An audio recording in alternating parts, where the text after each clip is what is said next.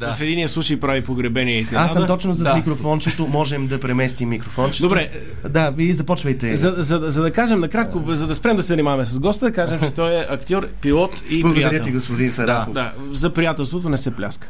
И честита сватба. Дълг. Здравей! Здравейте. Здравейте. Вие с какво се занимавате? Не се занимавам аз. И аз не се занимавам. Получава ръкопляскане. Да. А може би и Боб. Как би получил Боб нашия гост, а и другите участници? И другите участници. Да обясним този симпозиум на знанието. Всеки от нас има по 21 носи през дните своята съдба. Рекламни минути, които са 30 истински минути, в които да разкаже история. Разбира се, историята не е нужно да заема цялото време. Може просто да е 1 минута, а останалите 20 да бъдат заемани с допълване от наша страна и включвания. И за цялото това нещо се дава Боб. Разбира се, той се дава от човек, който говори, който в този случай първи е Сами. Който ще ни разкаже някакви истории. Ще разкаже страхотни неща. Започвам с темата на деня, която е страхотна. Знаете, в сряда на обяд всички хора искат нещо позитивно да чуят в радиото, нещо, което да ги окрили, да им даде сили до края на седмицата да избачкат. И какво по-позитивно това е от истории за монарси, които са умрели по нелеп начин. Много направил съм един букет от история, хождаме се в няколко хилядолетия, асорти с различни хора, които по различен начин са намерили своя край, който е малко по-непристоен и неочакван, отколкото, нали, ако си цар и да си умреш като цар е хубаво нещо, но в случая не съвсем. Император Цин Шихуан, 210 година преди Христа, преди новата им век, китаец. Знаем, че тази цивилизация по това време била най-напредналата. Но този господин много е искал да постигне безсмъртие, много се е страхува от смъртта и е пил всякакви елачи и всякакви възможни тогава на неговите знахари съвети как да удължи живота си. Едно от нещата е било елексир от живак, минералът цинобър, който е с доста живак в него, стрит на прах във вино и той си е кръкал от него и съответно умрял от живак. Рефлукс. Както може да се досетите, живака не е най-доброто нещо за постигане на безсмъртие. Противно на името му, което подсказва, че ти даде живот. Абсолютно. Той в хронопровода живака е застанал точно на 37,2.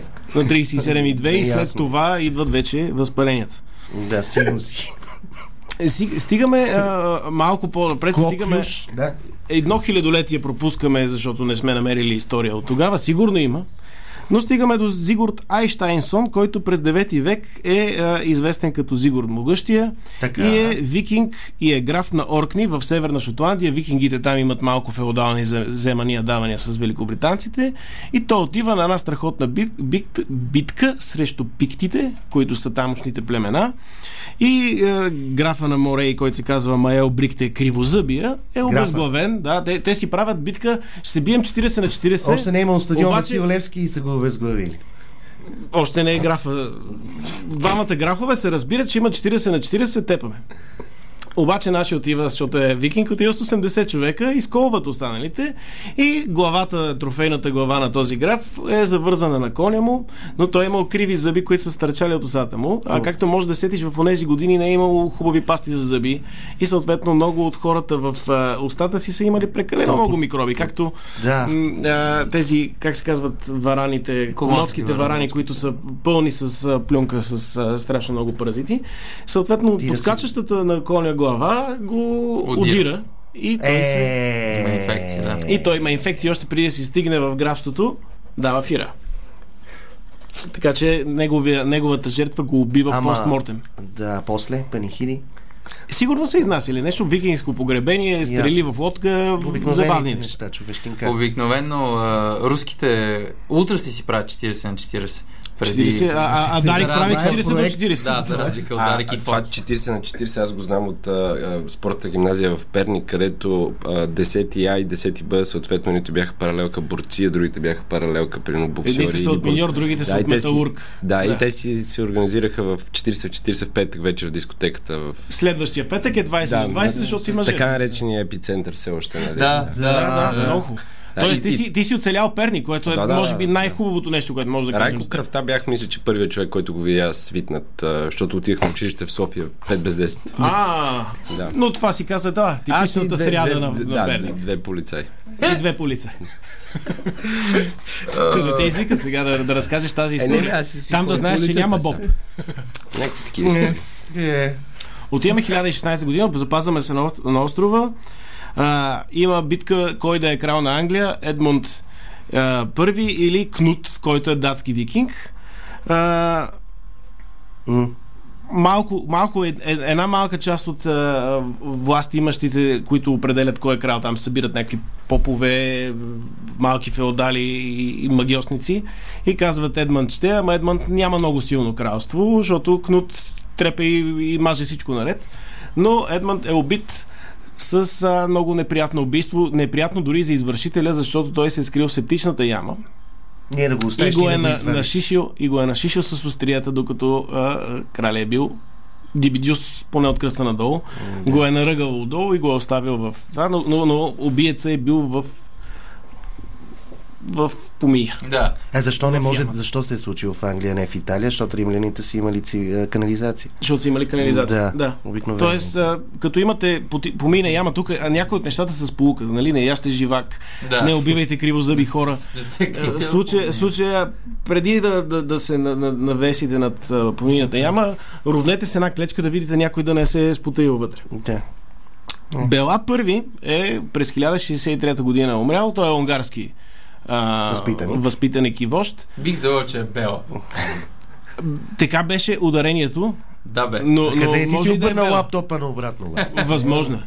Но Бела няма значение. Голяма бела му се е случила на главата, защото той брутално умира на трона си. Как? Защото трона му не е от шведска хубава мебел сглобена, трона му рухва и има балдахинчета и го помила и след няколко седмици умира от травмите, които е, защото се е счупил стола му, на който работи. Това не е това е тук полуката е на хората, които работят в офиси, вземете си хубави ортопедични столове, прекарвате половин ден на тях, за гърба, за седалищната част и за всичко е важно да имаш удобен стол, на който да прекарваш. Много си се постарал. Ти така както си тръгнал, ще завърши с Пригожин. Пригожин не е умрял по смешен начин. Никой не знае. Защото не е умрял. Да. И нещо, което само ще го загатна, ние сме го казвали в по-ранни епизоди. Уилям Завоевателя, известен крал, той не е умрял по смешен начин, но е погребан по смешен начин, защото в неговия ковчег леко е било сгърчено тялото, минало е жега, чакали се докато стане церемония, той е във Франция, тогава, нали, завоевателя е завоевал неща и във Франция на топлото неговото тяло се е експлодирало. Като кит. Да, защото има фекалии, които набъват. Не само фекалии, вътре каквото е имало е излязло на показ, т.е. вътрешния му живот е продължил повече, отколкото външния. Да. Карло II Наварски, наричан още Карло Злия, защото е екзекутирал хора, които са идвали просто да се оплакват от неща. Както трябва да направи. Вместо да правят протести наляво надясно, хоп, станал Карло Злия, Испания, 1387 година, вече на 60 и няколко години, болнав, и докторите му казват, сега ще те увием в плат, той ще бъде зашит, плътно ловит в плат, напоен с високоградусов алкохол. Много интересна историята. Някои от тези истории, както може да се усети от по-ранни времена, са леко митологични и е възможно да не са абсолютно фактологически, но тази, която е зашила неговия компрес, целотялов компрес, напоен с високоградусов алкохол, не е имала ножичка, накрая конеца, който е стърчал да завържи възела и е казала този конец как, ако нямаш ножичка да го разкараш. С кибрид. Като го запали и го е запалила и той е изгорял. Вумнал е целият фламбе. Карло Злия, затова много хубава история, защото той е бил задник и съответно неговата смърт се нарича карма заради това, че той е по някакъв начин леко екзекутирал хора, които не е трябвало. Джеймс II, крал на Шотландия през 1460 година, бива малко параноик, както може да се сетите за много от монарсите, и тогава модерната технология била да докараме барут. И какво стреля с барут? Урадия. И докарава ни урадия, поръчани от Фламандия, наредил ги е, за да демонстрира урадията пред врага си, излязал гордо до тях, наредил да се стреля, но урадието, което е докарано, не е било сглобено хубаво. Така. И то като пукнало и цялото се разглобило и го шибнало и му откъснало крака и той умрял от кръвозагуба. Бих искал да вярвам, че човек, който е сгубил урадието му, е правнук на този, който е сгубил трона който е рухнал и просто е някакво семейно неумение да се заглавят. Имаше истории за хора, които са роднини, но извадих по-обскурните, но впечатляващото е, като сглобяваш някакъв мебел и ти останат 2-3 винчета и си кажеш, то седи здраво и не го мислиш толкова много. Но когато е уръдие и ти останат 2 винчета, увери се, че са много важни, защото може на крал... сложиш кръчката отгоре. Кръчката отгоре да го сложиш. Кръчката отгоре не е като да не е правено. Тук и тон режисьора Боян Кокудов може да каже много за обърнати крака. Тоест ние го построихме умряло с краката нагоре. После съживихме него шкаф. Шарл VIII от Франция имало е нещо, което се нарича истински тенис. Това е предизвестено. Предвестника на тениса, който знаем на корт. Нещо подобно е сега. Много бил запленен да гледа този спорт и много искал да отиде да гледа матча в събота. И се е засилил, но както се сещаш, в старите години вратите не са били с много стандартни размери и една врата се оказала по-ниска построена и се е шибнал шибнал се в гредата на това и умрял на място. Интересно, че има двама френски монарси, които са умрели по този начин. Кой е другия? Забравих кой, но двама се умират след като се удрят в ниска врата, яздайки кон. И затова е нещо, за страна, която е екзекутирала монарси с рязане на глави, просто е трябва да направят по-малки врати. Да. И е щяло да спестят някаква революция. Засилваш кон просто с човека срещу ниска врата без гилотина. През 1760-та Джордж II, който е доживял до великолепната възраст 77 години, което по това време е най-възрастният монарх някога живял в записаната история. Имал различни болешки вече на това време. С едното око слепял, недочувал и такива неща. Но този човек имал е много хубаво. Още сме във времената, където централната тоалетна липсва и имал такова столче, дето му се дига облегалката и столчето се използва и е скъсала аорта от напъване. Шит. Да, казва се шит. Спукала аорта и е умрял на място от напъване. А столчето? Столчето е оцеляло. Това е важно. Но вероятно е било пренесено някъде на приселените, за да не навява още спомени. Едно нещо, с което сме го казвали също, но пак е забавна смърт, е на Александрос I в Гърция. Румен може да получи...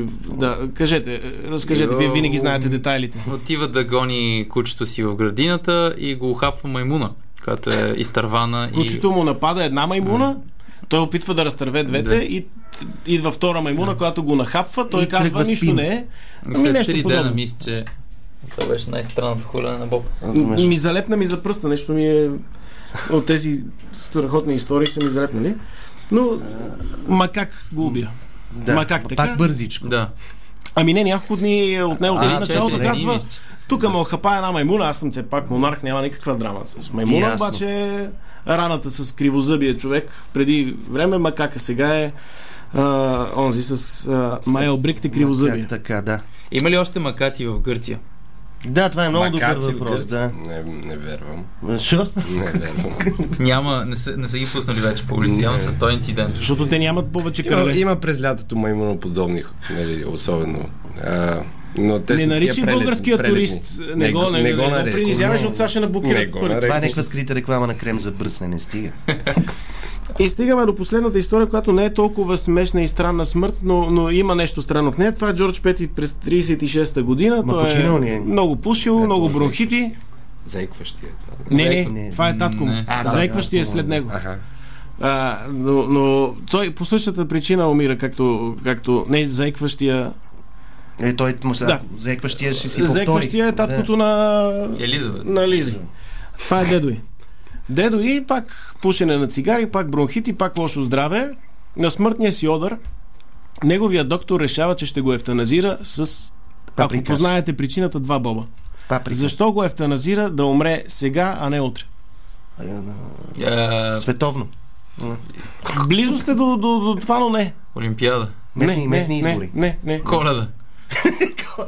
Евтаназира го сега, за да влезе смъртта му в сутрешната преса, която е легитимната и хубава, а да не излезе утре да умре на обяд и да излезе смъртта му в вечерните списания, които са долнопробни и таблоиди. Ясно. 2 боба спестих. А по това полятно часово ли е било? Те там са по Гринвич винаги. Ясно. По Гринвич, но го евтаназира. Как го евтаназира? За един боб. Инжектира му паприкаш. Не, но биспособство. Мазут. Чакайте още малко да помисля и аз. Бъркам му с пръст в окото. Дай бобче. Давам боб за бъркане с пръст в окото, защото просто изглежда много смешен начин да убиеш монарха, който лекуваш. Лекуващия доктор няма никаква идея как да го убие. С гадния палец, такъв наплюнчен палец. Прави му реално хубава английска за смисъл, реално вкусни неща. Прави му, и той разбира, че има вкусна храна. Прави му свръхдоза от морфин и кокаин. По весел начин си отишъл човека, но... Ма ние наистина си мислехме за странности, не е толкова странно, по-скоро причината беше да не го пишат във вестниците, утре вестниците първи. Друго не. Отделно, че тялото е пълно с кокаини, с... И още като му дойде. Разбира се, само династията на Хабсбургите, където има и се слави весели смърти бол, предимно от всевъзможните им увреждания, но тях ги изключих по служебен път. За тях сме си казвали неща. Забеляза ли, че никой не си отишъл от пародонтоз? Да. Между другото, те си имали много по-здрави зъби. Който правят, или от настиване. Дори кривозъбия не е отишъл от пародонтоза, от обезглавяване. Обзето всички неща, които са ни казвали родители и прародители, че умрем от тях, не са. Да. Но Боян ни казва, че Петър Селов ще се дотътри. Да разберем как са монарсите. Той може да каже актуалните монарси, които в последния час може би са починали. Новините съвсем сериозно в 14:30. Бъдете с тях. До след малко. Дарик. Ти си знаеш. Рубрика за факти и още нещо. Още нещо.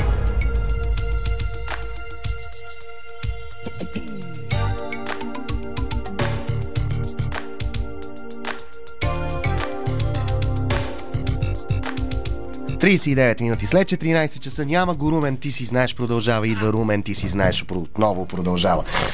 Самуил Петканов, Димитър, глупости говоря, Румен Иванов и Евлоги, нашия гост. Днеска сме се събрали, за да бъдем заедно до 4 часа. Благодарим на нашите спонсори. Имам нещо от Радослав Обликов. Ни е написал и забавна смърт, да продължи историята само набързо. Ами кажете още нещо, вие ще имате време. Адолф Фредерик, вероятно е крал на Чипровци. Умрял е след като е ял октопод, хайвер, кисело зеле и накрая 14 канелени родоца, напоени с мляко. Аз го казах, защото октопода е с 3 сърца. Да. Има мастило. Много сърца. 2 масивни. Има мастило, но имаме слушатели, които в момента допълват нашите истории. Т.е. имаме слушатели, нашите спонсори да не се бавят, а да особено ако топиш пипалата във водка. Ние с Румен имаме чела, които могат да бъдат изографисани във всички брандове. Стига да се цветят. На епархията. Мълча вече. Добре, кому следва да разкаже какво се е случило в неговото Руму. Да разкаже, жив и здрав. Както самката каза, продаваме си кожата, не се притеснявайте, ще си ли чиста. Това е най-платеното предаване. А вие защо се си обърнал чашката от крем каракой? Защото не очаква Боб. Ясно. Аз не раздадох преди малко Боб, но аз обикновено давам, защото съм ларш човек. Обичам хората. За разлика от Самуил, който мрази хората и затова каза как са умрели хората. Няма да кажа най-веселите раждания на монарси. Откъде излезе то? Както и да е. Ще разкажа за хора, които са живели на пълни обороти. А кой е живял повече на пълни обороти от Фидел Кастро?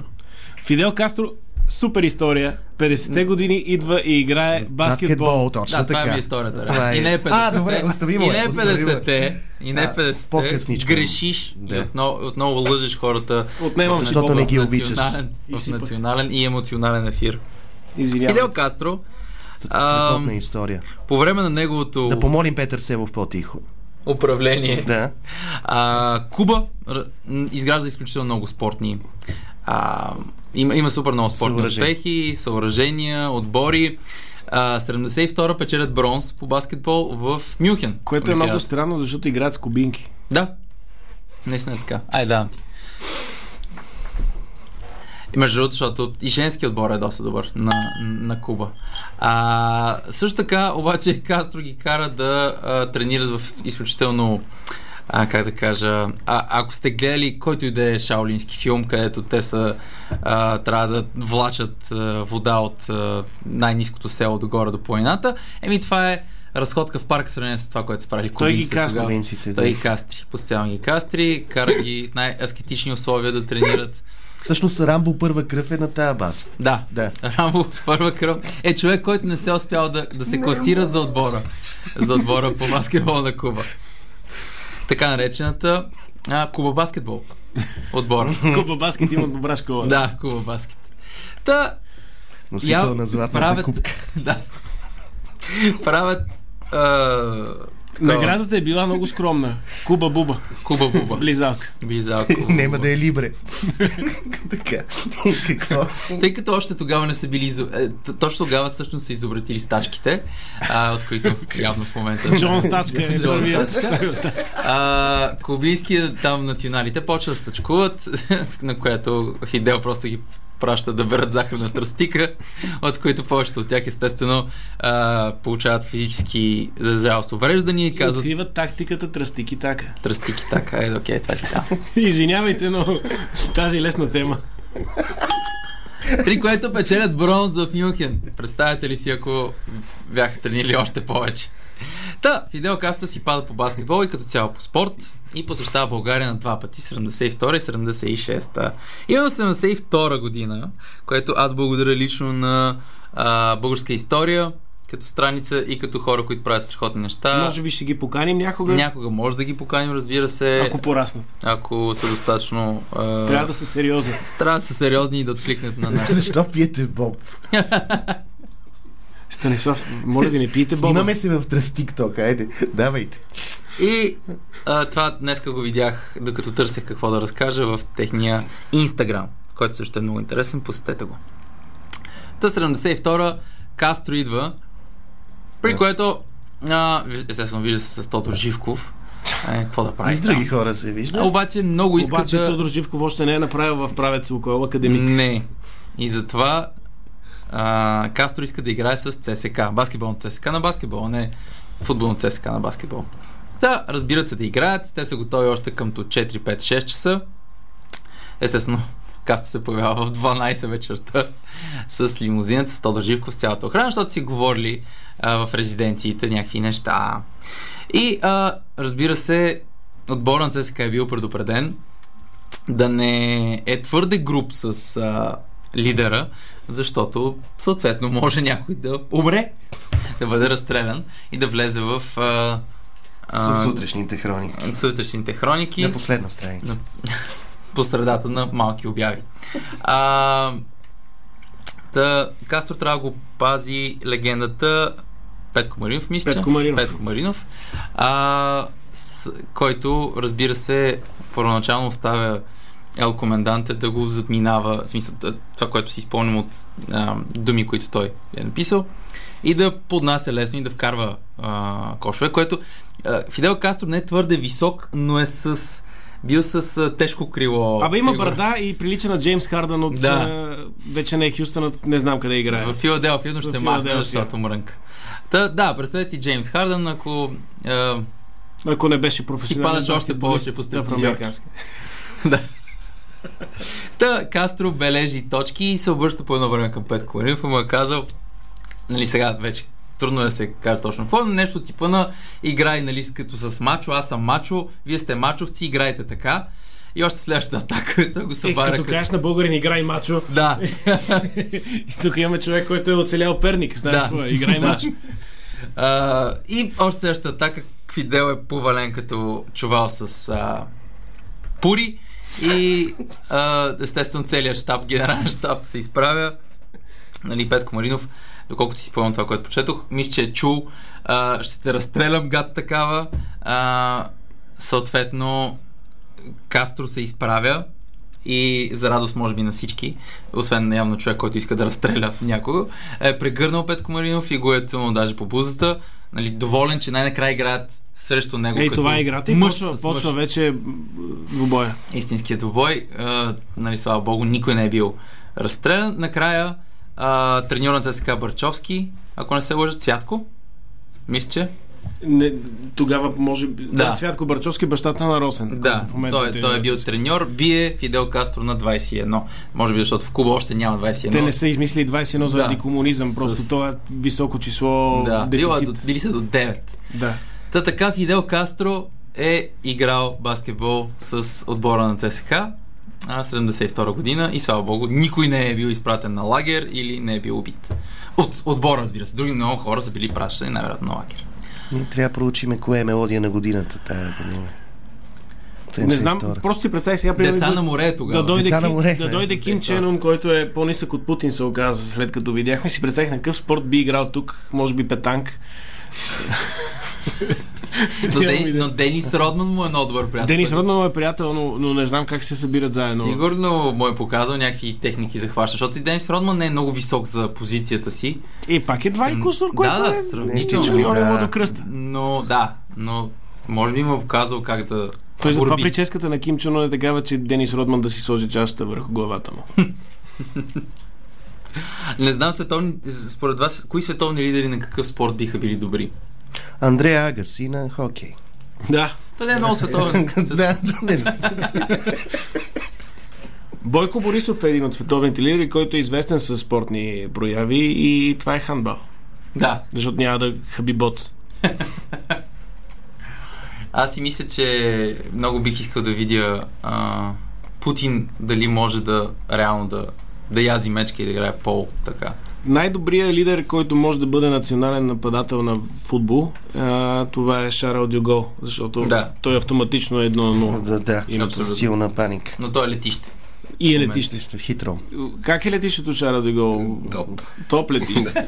Кои са най-добрите летища за кацане на национални такива деспоти и лидери? Преди да отидат на спорт. Къде ще кацнат така, че да са най-добре кацнали? Това е хубав въпрос. Не знам. Със сигурност трябва да внимават с облаците, че знаете, че ни полски лидери. Да. Бъркат. На много места съм чувал, че е имало облаци. През годините. Ама да не натискат пилотите, защото и те си правят сметките понякога не. Натиснат пилот не е добре. Ако е кацнал пилот, натисни го тогава. Да. И аплауз. То трябва да има. Освен, между другото, това е страхотно. В самолетите все още има лампички да не се пуши, които са абсолютно ненужни, защото никой не пуши от 20 години, 30 в самолети. Има заколани лампички, но няма лампичка, аплодисменти и смях, както сме виждали в вечерни шоута. Те си знаят. Да. Те си знаят. Боб, автоматично ето давам от моя. Как от твоя ти? Какво ще готвиш до вече? Да. Имало. Айде, ще дам. Дай на Самуил задължително, защото ми дава. Единия Боб. Той пак дойде при Димитър. Заповядайте. Имаме много хубава награда, между другото. Какво мислите за наградите, когато са много хубави? Наградите, особено когато... Не изглежда да се стремите за тази награда. Да, няма никакъв ентусиазъм. Защо така? Не, аз просто това си заслужава да си вземеш цял тираж, нали, ти да го изкупиш тази награда и за какво аз да се... Ако сам като Джо, не Байден, този Фидел, не... Пеши, как се казваше на Енрике Иглесиас? Джо Пеши има най-добрите партии.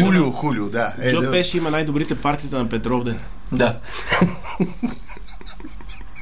Откакто си продаде колата е Джо Пеши. Чакай, не ми давай Боб сега ще кажа защо на Джо Пеши са най-добрите партита. Защо на Джо Пеши са най-добрите партита на неймен ден на Петровден? Защото е сам вкъщи. Буквално не е сам вкъщи. В филма почти никога е с Дейниел Стърн през цялото време. Точно така. И да, му нямам семешка за Дейниел Стърн. Айде време. Никой не помни Дейниел Стърн. Да. Но всички помнят Джо Пеши. Включително. Естествено. И приживе Маколе още. Да. Чел съм, че най-трудното летище, на което се каца, мисля, че това е в Катманду, което е някакво... Директно ли беше така? Планинско. Аз даже не знам къде е, няма да мога да кажа. Катманду. Да. Просто там е отделен такъв тренажор, или как се нарича, което е... Тренажор. Не. Има разни летища, да съм ги виждал, ето половината летище е скала, дето ако не оцелиш, ще ти падне колесника и си покорем. Там пада, миналата година паднаха едни. Те паднаха и дъждове. Той в Мали падна един самолет на Вагнер. Скоро не успя да спре и цуп. Едно време летища по-дълги ги правяха. Имаше Да, какви летища имаха. Ама те слагаха едни вериги въжета мрежи, дето хващат. Или правят едни 30 метра мек, не знам, фибран ли какво е, дето затлачва колесника и спира. После за изолация. За изолация, това е идеята, се за да и не правят блести. тия топките, дето са децата, дето са басейн с шарени топки. Да, защо някои самолети нямат прозорци? За да не ги отварят. Е логично. Аз така съм си обяснявал. Аз не бях забелязал до преди 2 седмици, може би, защото не излизам толкова в центъра, че вече пред някои пешеходни пътеки има такива червени... Погледни нагоре. Не. И звезди. Червените тези части, дето А това са сега, има и Гео Милев, между другото, преди моето изкачване, за да не набират силно. Сцеплението е по... особено ако си с 4 гуми, а не си с 3. Да, и всъщност това е нещо на базата на сгорията, но по-усъвършенствано. Те са живи организми вътре. Като ми кажеш сгори и си чудя какво трябва да направи. Какво трябва да тичкаме? Той в императив, знаеш, ти си филолог в български, сгория. Какво да я правя? Какво да я правиш? Ще я сгора, ама... имаме ли в центъра вече и такива червени? Има в центъра, има на булевард Това Василевски. е предизборна кампания си. За по-добро спиране. Просто е много странно така, защото прилича на кръпка на асфалта и кръпка на асфалта, червена. А къде в булевард Василевски? В близката част или в по-далечната? В по-към булевард или по-към Левски? Към СМГ. Към СМГ. Там има деца, спускане, защото има наклон, защото се отива към гробищата ниско. Да, и то за това са го направили. Едно време това е любопитна история, но горе от Дундуков и Левски са ги пускали в ширина и долу, където се спират, там ще са гробищата. То е било голо поле. Имало едно по-пълно момче. Защото ще ги копат, като е замръзнала земята през зимата. Трудно се копае. И са ги спускали надолу с едни найлони. И като се съберат и вече като умекне април, седят и ги заравят. И там се е случило да е гробището. Това е любопитна история, типа Шпатов, ако беше прекалено пиян. Това е преди изобретяването на фризера. Държим да отбележим, да. Фризера затова е там? Да. Той фризер е по път. А хладилника е просто за временно. Хладилника е друг квартал, там е към бакърена фабрика, други нужди, други хора. Какво хладилника с бакърена? Няма значение. Няма да разкажем всичко сега. Абсолютно. Само 2 часа. Уточняваме. Чакай, че слушатели пишат. Това е Светлю. Искал Боб за тази шега. Не сте мачовци, вие сте мачовци. Нито един нас. Ние хубаво Боб, ама за него ще има багажник. С тези прекомерни шеги. Добре, момчета, ние ще продължим за новините в 17, когато няма новини, за да разкажете и вие по една история, а ти разказа, между другото. Да, аз мога весели неща. Какво мислите? Чудех се при кой световен лидер би бил най-лошият такъв, ако го биеш на нещо, веднага би те убил. Джо Байден. Джо Байден. Защото той няма време да се върне. Защото всички други ще кажат, даре реванш. Играем 2 от 3, приедно или 3 от 5, нали? Това да се измъкнеш от действителната загуба, докато Джо Байден за кога да те бие? За кога? Директно натиска копчето, идва тия с слушалките, зона 51. За зона 51 можем да разкажем после. Да, това е най-добрият квартал за живеене в София. Абсолютно, съгласен съм и няма синя. Те просто зелени човечета, не сини зона, те изобщо никой не се впечатлява вече от това, че има извънземни. Или поне казват. Те сега като ги изложиха ония ден, после ги разформироваха, трупясаха. Оказаха се, че са направени от хартия малко. Има стомах. Стомах кой няма вече в това време. Да, най-обикновените неща. Боянко Кудов шекиха. Въпрос към нашия гост, като си летял. Виждал ли си НЛО, различни, не е задължително да е извънземно, виждал ли си шашави неща, които не можеш да обясниш, на радарите не се хващат? Особено стюардеса е такива неща. Да, виждал съм. Я разкажи, като го е най-шашовото, което си видял. По-страшното е като не го виждаш, нали? Само го усещаш. За духове може да си поговорим малко. Аз са шишенци. Може. Шишенци, да, там се пие. Имаш. Там се пие. Не съм измислил още история, но тогава ще имало ли е случай, когато има такъв инцидент и българското правителство ти казва, или правителството, където си летял, ти казва, това сега, ако отидеш в радиото, не го разказваш. Или като излезеш пред сцена. Имаш ли такива подписани договори? Нямам подписани договори, ама знам за такива случаи, даже преди 2-3 дни така стана въпрос, че едно нещо е покрито по този начин и бях много... Няма да ви го разкажа. не и по радиото. Радиото ние после с намеци и с манипулации ще го изкарам. Пресен случай такова. Той си иска да каже, че в момента ние, докато седим тук, всички и слушателите ни, и хората си гражданят в града и селят в селата. Се случват неща, в небето се случват неща. Естествено, че се случват. Ние си слушаме. А колко плащат, когато имаш ремарке с chemtrails на самолета? Това е строго конфиденциално. Повече пари, нали? Нормално е. Добре. Разликата между Пол Маккартни. Между Пол и Да, кажеш още един. Пол Търгайст. И Пол Търгайст, те са братя. Да. Те са двуполови. Добре, стана много интересно, обучително. Прекалено интересно, нека хората отдъхнат. Предаването. Нека отдъхнат и да влезе странно човече да чете. Дарик. Ти си знаеш. Рубрика за факти и още нещо. 11 минути след 15 часа започваме с нещо полезно. Наистина целта е и да сме информативни, освен развлекателни. Разрешиха на Батак да се договори с превозвач с пряко възглаване. Подробности по тези още новини слушайте след малко. Искам да кажа, че в Батак вече има възглавници. Точно така, да. Изключително полезно предаване винаги било полезно. Аз не знам спонсорите как. Той е като броколи, не го харесват много, но е полезно. Да. Спорихме с Светли адвоката, в колко стомаха има. Едни пишат 7, аз съм за 8. Нека да продължим темата след малко. Добре. 8. А сега пък 9. 8 пише в англоязичния интернет, но намерих и допълнителни факти за Алф, така че може да му направим дисекция. Добре. Което се случи. Ще кажа само къде е роден Алф. В Алфатар. Довиждане. Бил ли си в Алфатар? Не, но бих. Много приятно. Бих бил. Много приятно. Те агенция скъстиха на него. Да. Телевизия Алфа. И други такива. Ако сега се включвате... Да, какво правим? Ние кои сме? Какво Защо правихте сме досега? тук? Кому сме нужни? Къде бяхте? Ако сега се включвате, най-вероятно някой ви е казал да се пуснете радиото, защото кой го прави в 3 часа? Кой го прави? И вечерното ни предаване. Така, уважаеми приятели. Изпуснахте изключително забавни и приятни начини, по които душманите, които ни управляват, са умрели. И също така, как Фидел Кастро играл баскетбол в София през 1972 година. На стадион Народна армия. Стадион Народна армия. Армията, която имахме. Нашия гост в момента ще разкаже история или преживяване, за да може да ни дава и Боб. Така че нямам търпение. Румен, ти трябваше ми кажеш, че трябва да си подготвим история. Аз не че мога да ти разказвам. Винаги казваме това. Изобрети си. А кога трябваше да дам Боб?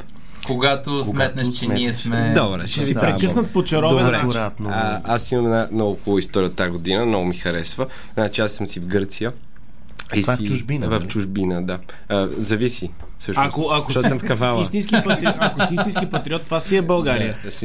Буквално прадядо ми и баба ми са слезли от Родопите в Кавала по време на по време на Втората световна война, когато тези територии са окупирани от германците и дадени българите. И баба ми твърдеше, че това са едни от най-добрите години в живота и защото от 1600 метра надморска слизат на морското равнище и изведнъж живота ми става много по-лесен.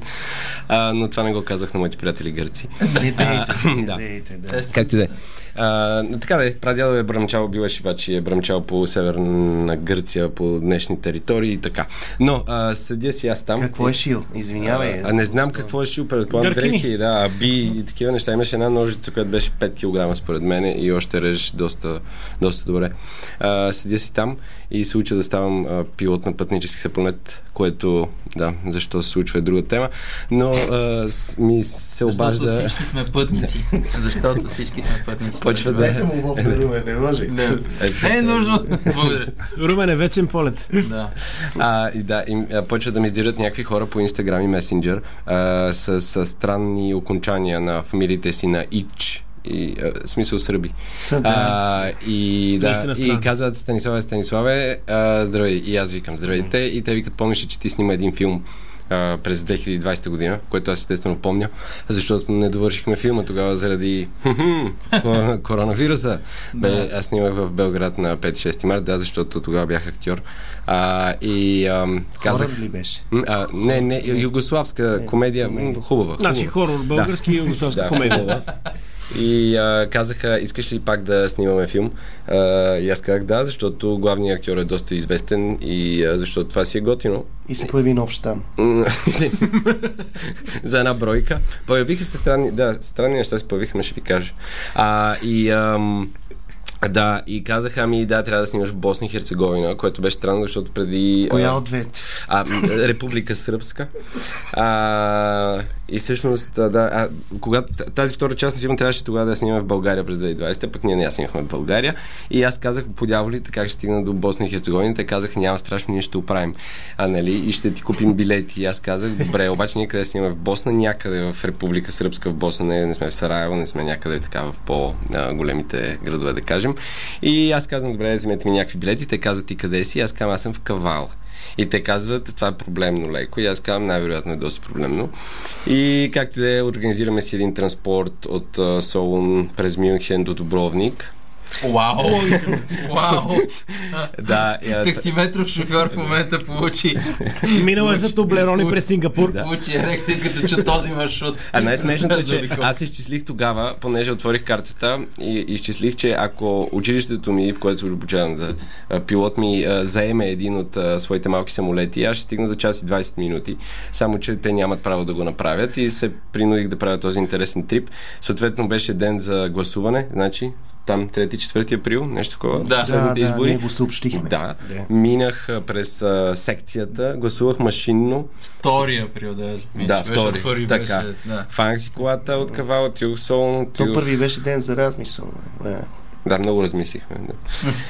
Отидох в Мюнхен, казах после в Дубровник, возих се същия А320 самолет, което беше доста странно, защото в Мюнхен имаше още 150 самолета на Луфтханза, но явно те за Балканите снимат някакви отредени.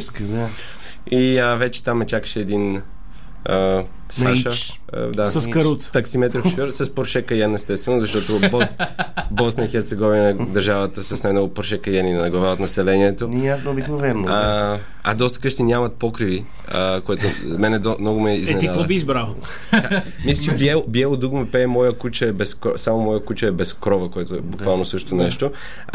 И аз всъщност питах Саша къде са покривите и той каза, че са на муслиманците. Тоест, когато мюсюлманите се изнасяли от Република Сръбска към Босна... Са си взели покривите? Не, обрали се ги. Взели са им керамидите, защото имат стойност и градите, но това са направили и пък мюсюлманската част на мусулманите Сърбия. И какво? Къщи кабриолет? Да, просто няма нищо. Иначе прозорците се стоят. Но както е, там е много забавно в Южна Босна и Херцеговина. Доста е живописно. Или пък не точно. Имат ли прозорци, като нямат покриви? Имат. Какво са им? Не знам. И стигаме в някакво градче в Босна с не много население и там всъщност туризъм не е имало. И защото няма покриви. Най-вероятно, защото няма покриви. Извиниха ми се, че няма покриви някъде спира. И както да е, викам супер. Ще снимаме филм на следващия ден. Чудесно, вкараха ни в една кръчма. Върнахме се в 90-те години малко, беше много интересно. Това е изживяване, между другото. Като преживяване. А филма завършен ли или нещо друго? Филма му оставаха няколко сцени, тази беше една от тях и на следващия ден, всъщност, сутринта станах в 6 и... Защото те напече. По-лошо. Да, свързано с атмосферни условия, всъщност. Предния ден беше много хубаво време, на следващия ден духа един вятър. Много духа това вятър. И кола ти полилей. Да. Те няма покрива. Няма как полилей. Бажури. Да. И така, отиваме там да се гримираме и нещо. И аз усещам, че деня няма да е много приятен, защото ние трябва да снимаме навън. Ти също. То е след едно. И има там едни статисти, деца, много. примерно 40-50, избират костюми и продуцента на филма, много готин пич, ми беше казал, че отишли там да търсят статисти, деца, и за филма и се оказало, че от този край били най-високите баскетболисти на бивша Югославия. В смисъл Деян Боди Рога, бабите и дядото на Йокич и така нататък. Съответно, те викнали 14 годишни деца, защото им трябвали горе-долу такава възраст. Те били по 1,90 били и жени. Да, и те нямали костюми. Може би затова нямат по-криви. Да не се удрят. Да, и проблема бил, че всъщност те нямали костюми, и се принудили да викнат вече 10 годишните деца, които трябваше да играят български умрели войници. Това е първата световна, както и да е. Аз играх албанец. Няма значение. Какво игра? Албанец, да. Както и да е. И в този момент главният артист, викам къде е той, защото него трябва да го гримират. А наркотици нещо? Не. Всичко е ракия сега. Няма нужда. И той пък тръгнал от Белград да лети и нещо му се бил разхерметизирал самолетата, се връщал и въобще бяха много забавни неща. Но за вятъра искам да ви кажа, това е интересно. Има един така наречен катабатик на английски, може би катабатичен вятър. Не, може би не съм сигурен за българския. Но така наречения бора. Чували ли сте за Бора вятър? Има такъв зона модел. с висок, зона с и Бора, има такъв курорт. Този вятър е един, който духа в Динарските Алпи, в зона на високо налягане и духа към Адриатика се едно и се спуска точно по улите на Алпите и продължава около 1-2 седмици. Аз съм го учил това в авиационното училище и всъщност аз озвавам в Босна и както това го бях учил преди един месец, почвам да изпитвам този вятър на гърба си. Кой е различен от ветровете, които... Лили Иванова той е в смисъл, той е непрестанен, не е поривист. Не е на пориви. Да, но е много, много силен. На следващия ден на летището в Подгорица, защото трябваше да се върна някакси в Гърция.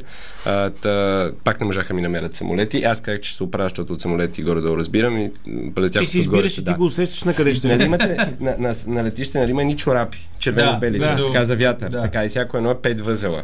И те се зависи 6-8, няма значение. Така. И когато е изправен, не знаеш колко е, защото е над 30-40, не знам си какво. Той седеше, аз го имам на видео, мога да ви го покажа после почивката. Той седи абсолютно хоризонтален и не мърда. В смисъл този вятър, ние снимахме 11 часа филм. На това. Тия децата статистите така се. В смисъл хипертония ги хвана, ме глезаха, бяхме намерили Наполеонки. Ама вие срещу вятъра ли?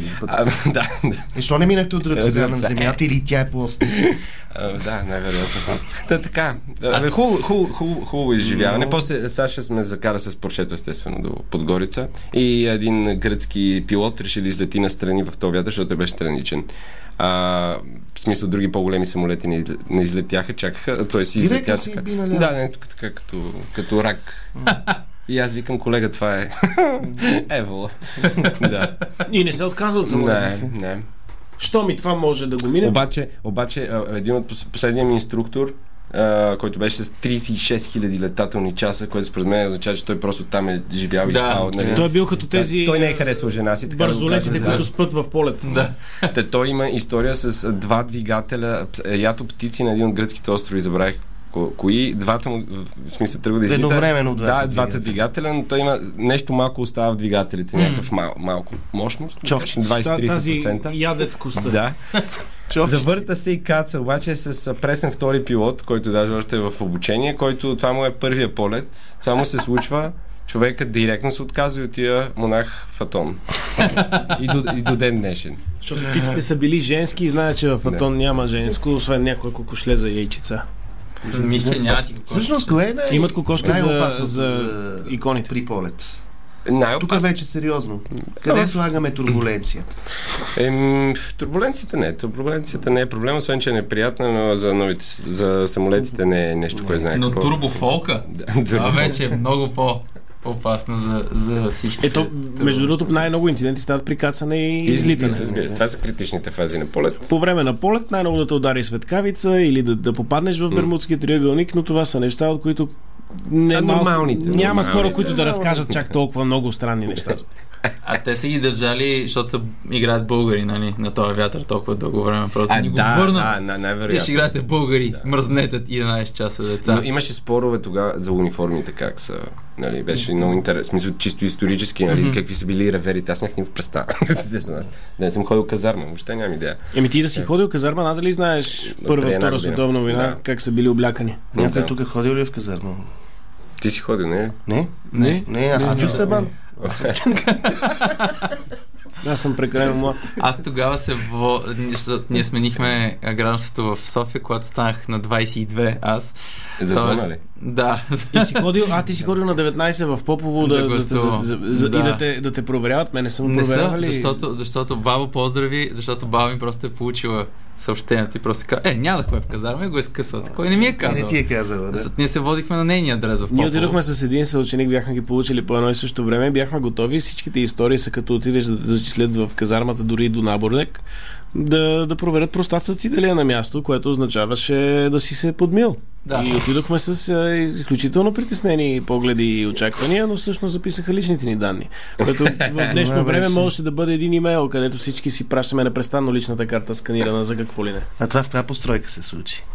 Срещу пътиланци в младост. И аз. Любимото там е, тата ме водеше там. Тоест пътиланци военната част. Където подскачаш по чорапи, но не на меко.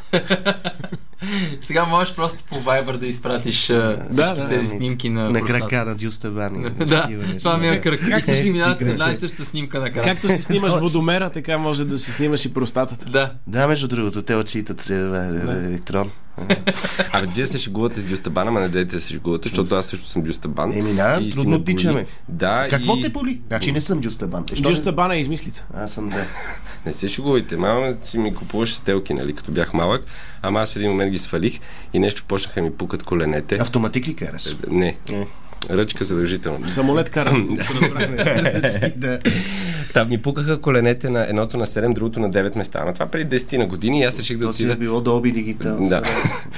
Опита ли се, освен да си горе на ниското атмосферно лягане, да станеш и водолаз, за да видиш кесоната болест дали ти помага? Забранено е. Забранено да си водолаз със самолет. Да. Не обичат самолетите вода. Пукат ушите, мани. Ужас се. Боли. Да, защо се свиват шишенцата с водичка, като кацаш от много високо към много ниско? Затова няма пияници на дъното на океана. Това си е се смачкат. Аз така го видях и то изчезна мило. То се стопи. То стана такова. Като бях малък и за първи път чух Дюстебан. Ти сега си малък. Да, сега съм малък. Точно това шегата ще чуеш. Като бях малък и чух за Дюстебан, тъй като не знаех какво значи.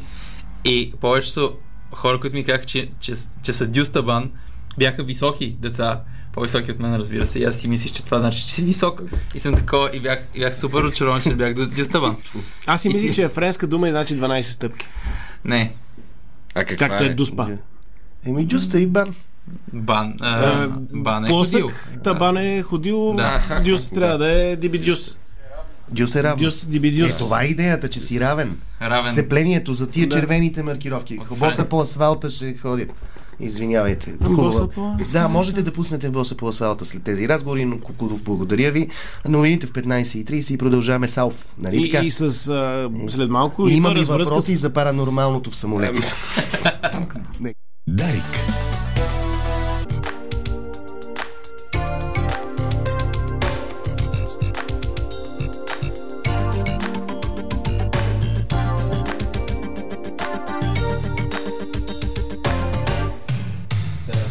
Пуснахме ли? Ти си знаеш? Да. Боян го пусна, нали? Боян е звукорежисьор, ние сме в Ти си знаеш, Самил Петканов, Румен Иванов и Евлоги. Това е последния модул. Между другото, наша слушателка много важна ни пише. Жена. Стомасите на ОВ са 8, колко са стомасите на Народното събрание. И ще... Да. Те са пак 8. Обаче ги умножаваме по родата.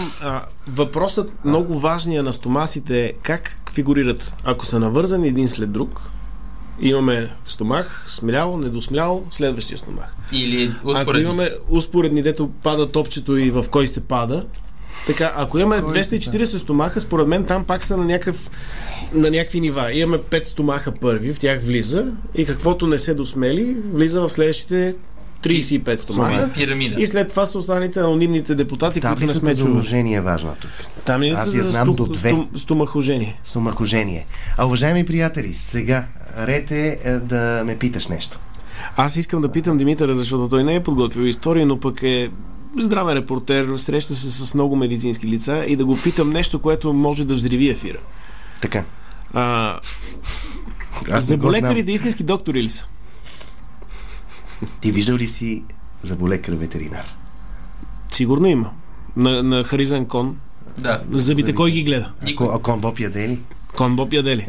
Колко бобчета има кони? Защо ми отговаряте с въпрос? Това не е журналистическо. Не е... Защото не помня кога съм бил за последно на зъболекар, поради простата причина, че светът е изкуствен. Така, отново стигаме до това, че живеем в симулация. Именно за Как може да разберем, между другото, дали живеем в симулация? Винаги съм се чудил. Винаги съм смятал, че живея в симулация, защото такъв не мога да се пръкна случайно. За какво такъв? Като такъв прекрасен елемент на живота. Човекознанието. Да. Според мен, ако тръгнеш да правиш нещо, което не е одобрено типа на... Ако почнеш да си направиш пица с 5 сирена, не с 4. 5 карни. 5 сезонна. И почва да усещаш един глич, който се случва, защото започва да, това е обратно. Нарушаваш установените норми. И то е така Вивалди. Да. Вивалди Тотев. Вивалди Тотев, да. Известно е.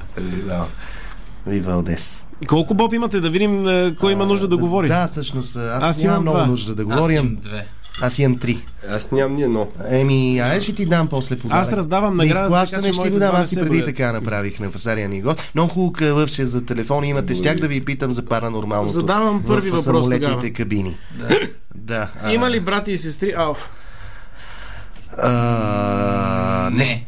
Има 2 сестри. Едната е полусестра, едната е истинска. Полусестрата се казва Оги. А истинската? Истинската се казва Даян. А как беше любимата на Алф, дето изгоряла част от нея? Чакай, сега ще ти кажа. Тук сте вие, аз нищо не знам за Алф. Скип се казва приятеля му. Ронда. Той всъщност, този филм тръгва по продължение на това, което нашия гост разказа, защото гаража на семейство Станер остава без покрив. Да. И всъщност... Така, който каже най-близка до правилната година, получава Боб. Кога е роден Алф? 1800 и няколко години беше. Кажете конкретна година, за да направим между вас тримата. Добре, 256 рам. 256 рам. Вие, Румен? Родена 1876. А вие, Станислав? 1920. 1756, 256 рам губи. Румен печели Боба. Взимайте Боба. Много хубави въпроси, на които той самия надали знае отговора, но хубаво, че го отворил и ги задавува. Какъв цвят е небето на Мелмак? Жълто. Не. Няма небе. Има. Пембено. Пембено е слънцето. Това е Боб. Но какъв цвят е небето в такъв случай? Римува се с пембено, бързо. Зелено. Браво, още един Боб. Този шурубаджанашки куиз. Вие буквално сте си говорили това, докато аз работих. Така, запълнете ефир, докато намеря следващия. Не, дай въпрос веднага. Не мога. Кейти или Лин е по-хубава? За въпрос е на колко години гледаш Алф. Ако гледаш на 10, ще е Лин. Но това е нещо, което 20... ти беше открил в дискусия с моето и ти го казах на твоето дете, да знае как да гледа Алф. Той харесваше повече Лин, но след време ще хареса повече майка. Точно така. Това е по-вездесъщия въпрос. Накрая всички обаче харесваме Уили. Той почина. Заради това харесва. Актьора почина, не се шегува. Ачмонек обаче... Ракел и Тревор. Ракел, да. Между другото е много странно как Алф е популярен в Германия, в България и не чак толкова в САЩ. Това са държавите, където... Защо те са уморили били много от снимките? Абсолютно. Те са с едни въжета без покрив. Имам обяснение, което е... Какво работи Ронда? Джукон. Не, с сервитьорка. Бобче. Имам обяснение защо Алф е популярен. Първо, Алф, да кажем, че от 80-те години и е популярен в България и Германия, не толкова в САЩ. Може да се сетите друга телевизионна жанра, в която космите са на мода. И където се обичат в Германия и в България, а тук не. Германия и в България, тук не. В САЩ не знаете, че сме американско радио НАТО. Дайте години малко, дайте. Ясно е в кой сюжет. Маугли, книга за джунглата. В книга за джунглата точно космите са на почет и за това в Америка, където хората отрано са... наистина ли познах? Не, разбира се. Добре. Заради порното. Заради порното беше. Това е Betamax или VHS? Бурей. Бурей друг път. Бурей тогава, баба се на Бурей. Бурей Мистерио. Да, Бурей Чарлз. Не е също. Виждаме ли се на камерата? Виждаме се. Добре, уважаеми приятели, какво показват междинните резултати от екзит-половете? 2 боба. 4 боба. 3 боба. Браво. Наградата. Трябва да направим така, че наградата... Ще има награда, трябва да поставим още една тема, за да стане още по-напрегнато. Кажете малко за паранормалното, когато летите на чишенци. Има ли зони в България забранени за полети? Да. Къде са те? Между другото, има една над Владая. Тракия. Над Владая със сигурност не трябва да се лети. Да, знам го. Но защото сме без покриви. От Пловдив, източно от Пловдив има едно място, където 68 ограничителни зони, мисля, че беше. Над 60 бяха, се пресичат. Практически има едно място, където, в смисъл, тя едната е примерно заради военните, другата е заради градушките, не знам си какво, и те се пресичат там и те ти казват, не е оцелбай. Ама ти ако летиш визуално, не знам как е оцелващо. Ако я оцелиш, какво? Най-вероятно нищо няма стане, ние сме в България. Да. Или ракета за градушка може все пак да свали самолет.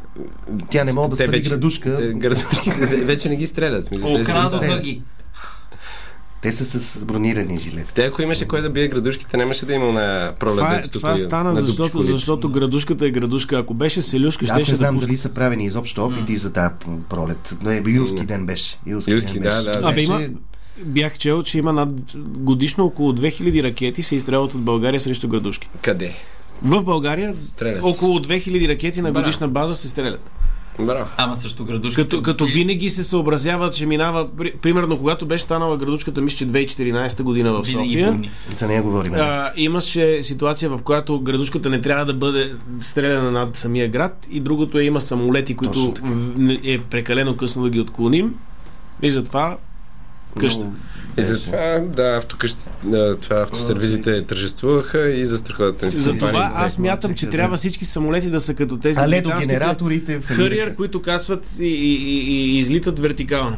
Обръщат се двигателите и ходи нагоре. Хариер са старите, те ги мисля, че вече не са в обращение. Да. Но един самолет директно стига като асансьор, асансьор стига до 6000 метра и лети над. Кога се зарибихте по самолети, Пито? Помните ли ги имаше ни енциклопедии за деца ни бели? Да. Голема и крила. Да. Такова от тогава. Там беше Boeing 747, като пететажна сграда, че опашката, че... Спомня, ние се гряхме, ние имахме туалетна хартия тогава, аз я четох преди или след това. Няма никакво значение. Беше криза. Истина ли е, че туалетната на самолетите пуска замръзнали, т.е. те замръзват в атмосферата, като влак или остава в някакъв контейнер, който после бива... После бива, как ще го пуснеш отгоре? Защото има митове, че хора са умрели от туалетна освободена от самолет по време на полет, пада блок със след. Точно на принципа на градушката. И там е ако си дал, ако получи. Защо няма ракети против това? Да. Не знам. Да, наистина, къде отиват? Най-вероятно ги пускат както влаковете, нали, по БДЖ-то, както пуска по релсите, така и самолетите, да. Какво прави среброто в самолетите? Среброто? Да. Човека. Не знам. Въобще за първи път чувам. Преструва се, виждаме тук. Виждаш ли как скръсти ръцете? Това е езика на тялото, който разкрива, че си напипал темата. Така, говорим за сребро самолетите. По повод последното, което е с туалетната и с замръзването, нещо, което се чух дали да разкажа, беше... Я разкажи, имаме време. Много забрах как се каже, полярен изследовател. Нали, оказва се, тъй като правят експерименти след това, ще разберете за какво, че не е баш така, както го поставя. Човека много висок, примерно 2,10, някакъв такъв, и попада в някаква лавина и не може да излезе, и сам казва в автобиографията си, че прави нож от екскрементите си, които замръзват, и си отрязва кръка. Нали, Тоест, те докато замръзват, той ги е оформил. Да. Като глина. Да. И си отрязал кръка. Сега има някакви учени, Тоест, които са... вече не е 2,10, вече е 1,14 м. Той само единия, бе, това е един нивелац. Това е като Радомирец Бозаджия. Да. Което учени са направили те експерименти, с които... Тоест, още няколко живота са пропастени, защото някой човек е попаднал нарочно в лавина, за да види дали работи. Просто предали това и нали, се замразявали над минус 20, при който е бил той. Но то зависи какво е ял, защото има различни видове. Те са били доста време на високо протеинова и мазнинна диета, така че да пресъздадат това, което той е ял. И в крайна сметка казват, все едно е с кафяв маркер. В момента, в който стигне до кожата, просто почва да се разтапя веднага. А той може би е правил срез 2 мм, замразяваме срез 2 мм, това е такова. Ама той има цялото време на света тогава. Същото проблема е, че ти ще имаш зверска инфекция. Да, така е. Зверската инфекция, извинявай, но там е лед, автоматично ти се замръзва тая тъкан и съответно там не се образуват микроби. Зверската инфекция, като я размразиш, той я натепва в сняг и лед и продължава. Да, това не се оказа, че не е възможно по този начин, по който той разказва. Да, от какво е дръжката? Тоест той успява да се спаси. Да. И идва и си казва, много ми е тъпа историята на спасяването, сега си отрежа крака, за да разкажа тази история. Въпросът е, че не знам дали умира без един крак. Това не го проверих, не се седи да проверя дали реално се е върнал без крак. А той може да го е разказвал, но има един крак и казва, това не е то крак. Да. Имах един друг. Но пък страхотно. А как ги е замразил? От лавината. Било си е минус 20 градуса. Той самия крак е замръзнал. Той самия не е замръзнал, но... Грабвайте тела. Но е като тази машината за сладолет с чашка в зоопарк. Помниш ли ги? Да. Една маймуна. И прави шило от него. Но не става. Не може да реже. Сега и мене ще ме караш да го. Да, нека изпробваме. Може да е било като тези машините, които може да режат метал с висока струя от вода и песачинки вътре. Много малки песачинки, които са с голяма... Водна фреза. Тоест, ако той е имал водна фреза, не точно водна, но все пак фреза, и е изкарал по този начин, че с ръката само да отклони и може да е порнал, но камъни в бъбреците, като замръзнат, има едни големи вени, които ако отрежеш и се спасиш и си отрежеш крака, защото ако приемем, че той е вертикално изправен и не може да стигне под коляното да изреже крака, не знам крака му как точно е затънал, ако отрежеш крака си над коляното, доста трудно би спрял кръвозагуба. Да. Така. Кой крак единствено няма големи вени? Тоест, както биха казали американците, пачи крак. Тук аз обявявам булшит. Frozen bullshit. А вие сега вярвате ли в паранормалното? Извинявайте. Как не ми отговорите? Си дълбае, така ми се защото сте летял много високо и за това. Абсолютно. Да. Добре, плоска ли е? Първия въпрос. Тя са силикон вече. 5-6 км със сигурност. Със сигурност. Няма начин. До толкова, хоризонта да бъде. И другото е духовете реално прозрачни ни са. Истина ли е, че самолетите наистина могат да летят? Това между добър въпрос. Защото не мога да го разбера. Ако излезе една птица да лети, дори да си е опънала крилата, тя преди това е махала много пъти, за да достигне тази височина. Как самолета успява да излети без да маха? Това между НАСА няма отговор на това. Той бързолетите няма отговор. Налягане под и над крилата. Наистина и на 12 км е по-ефтино, отколкото на един. Да. Там няма бензиностанции, как знаете? 1 и 2 не речи. Той затова качва толкова високо. А как успяват някакви пътници да се закачат без билети за краката и да издържат на тия минусови? Кажете колко всъщност е температурата на 10 км нагоре. Можеш да си замразиш. Няма влажност и трудно ще е такова, но да, сигурно ще ти е малко студенко. А пък ти имаш кръв вътре в тебе, която може да...